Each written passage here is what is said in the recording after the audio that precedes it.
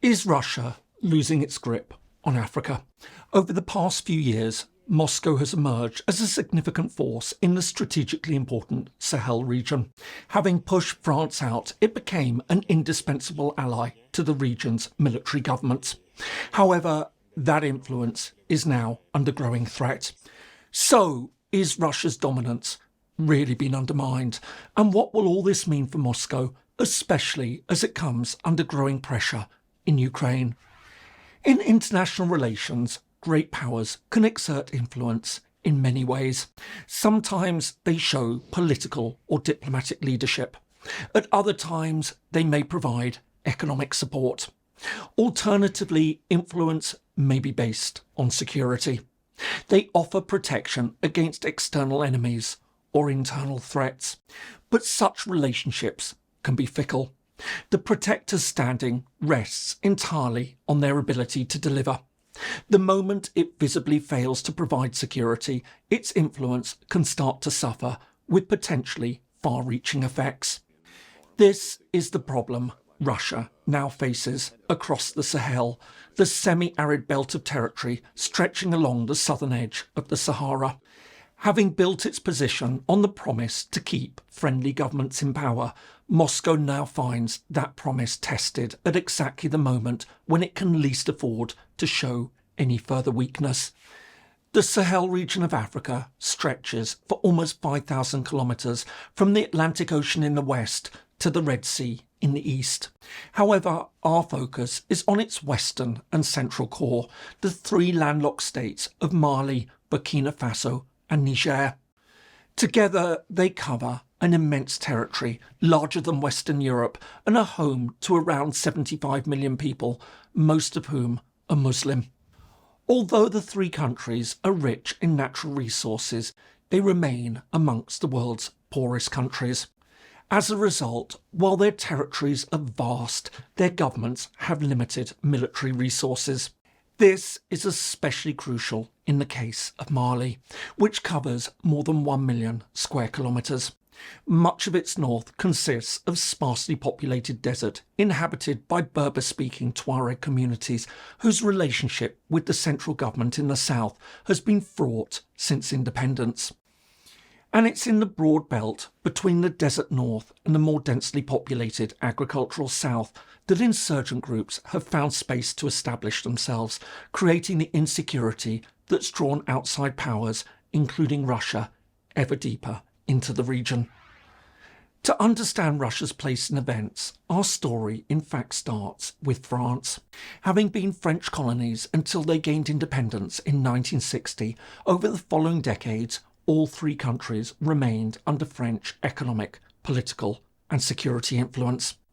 However, all this began to unravel in 2012 when a long-standing Tuareg rebellion in northern Mali gained new impetus as neighbouring Libya collapsed into civil war. As weapons and Islamist groups flowed into the area, France stepped in to try to stabilise the situation, carrying out counterinsurgency operations alongside a massive United Nations peacekeeping mission.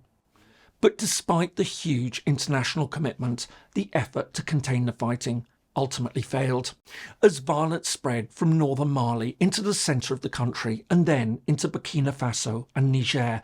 The deteriorating security situation paved the way for a wave of military coups. Mali was the first in 2020, followed by another in 2021. Then Burkina Faso had two in 2022, before Niger had its own military coup in 2023. All this would have a profound effect. Rejecting what many now saw as failing Western support, often tinged with what was seen as neo-colonialism, these new regimes instead turned to Moscow for help. Channelled through the Wagner group, which came to international prominence in the Ukraine war, Russian forces arrived in Mali in late 2021. By early 2022, France had withdrawn its troops, and 2 years later, in 2023, the UN mission was expelled. Meanwhile, in neighbouring Niger, the United States was also forced out, eventually having to withdraw more than 1,000 troops. From the start, Moscow's position was very simple. Unlike Western countries, which often called for a return to democracy and respect for human rights, it would steer clear of such demands. Instead, it would focus on helping to fight the insurgents. And at first, it seemed as though this was working. In late 2023, Malian forces, backed by Russian fighters, captured Kidal, a northern town that had been under rebel control for the best part of a decade. Seen as a genuine symbolic victory, one that France had never managed to achieve, the Wagner group was later folded into a new formation, the Africa Corps, which was operated directly under the control of the Russian Defence Ministry. But while Russian support appeared to be turning the tide, everything began to change in April 2026 when fighters from Jamaat Nusrat al-Islam wal-Muslimin, an al-Qaeda affiliate generally known as JNIM, launched coordinated assaults alongside Tuareg fighters from the Azawad Liberation Front. As bases were hit across Mali, including near the capital, Bamako, Mali's defence minister was killed in a car bombing. Meanwhile, up in Kidal, Africa Corps personnel found themselves surrounded. Although they eventually negotiated a retreat from the town that they'd helped to take just 3 years earlier, they were reportedly jeered as they left. On top of all this, JNIM has extended its control elsewhere, for example by blocking fuel supplies into the capital, Bamako. At the same time, Russia's position has also been weakened amongst the public at large as allegations of abuse have emerged. I hope you're finding this interesting. If so, could I ask you to take a moment to give it a like and perhaps subscribe to the channel if you haven't already? It all really helps. Many thanks, and now back to the video.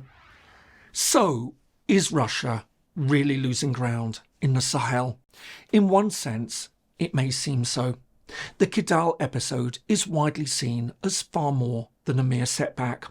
It's shown that Russia's military power has its limits. To this end, it's noticeable that the three countries have seemingly started to look to other partners.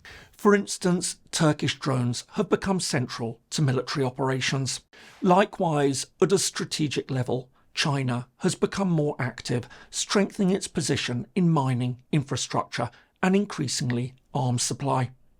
On top of this, the Gulf states are also heavily engaged in gold mining.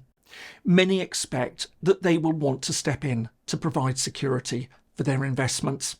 However, all this said, it's too early to write Russia off just yet. For a start, despite the setbacks, none of the countries have asked Russian forces to leave. All the while, Moscow remains heavily involved politically.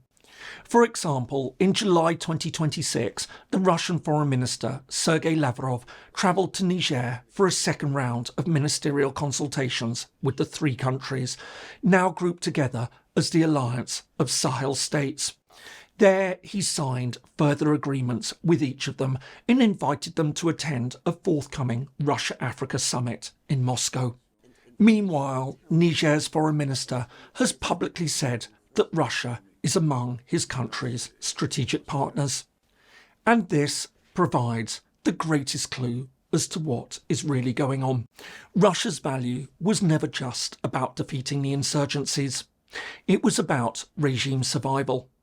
Unlike Western partners who've pushed for political change, Moscow could be trusted to avoid such pressure, all the while providing better security than France and thousands of UN peacekeepers.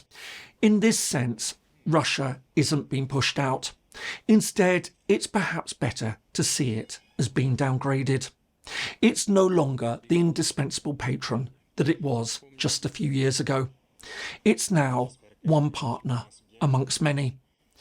That said, and looked at another way, this is still a major setback for Moscow. Russia's main gain from being involved in the region was reputational. It could succeed in providing security where the West had failed and would have few qualms about who it worked with. However, a key component of that advantage has now been lost. Just as France found out, influence built on protection is only as durable as the protection itself. Moscow must now be hoping that no one else will step in to replace it.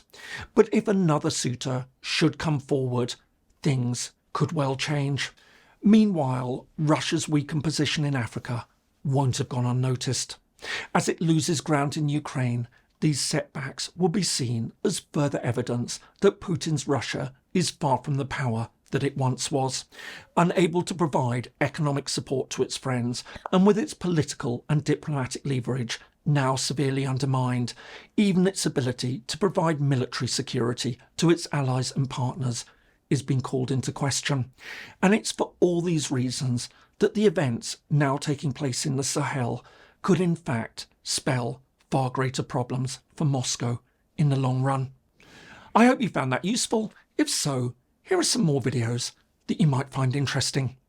Thanks so much for watching, and see you in the next one.